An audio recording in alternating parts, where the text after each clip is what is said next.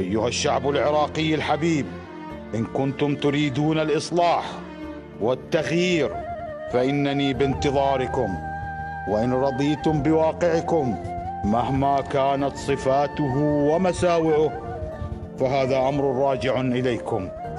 رب إني دعوت قومي ليلا ونهارا فلم يزدهم دعائي إلا نفورا، وإني كلما دعوتهم لتصلح حالهم جعلوا أصابعهم في آذانهم واستغشوا ثيابهم وأصروا واستكبروا استكبارا، ثم إني دعوتهم جهارا، ثم إني أعلنت لهم وأسررت لهم إسرارا، فقلت استغفروا الله، استغفروا من ذنوبكم إنه كان توابا، يرسل السماء عليكم مدرارا، ما لكم لا ترجون للعراق وقارا، وقد آواكم مرارا.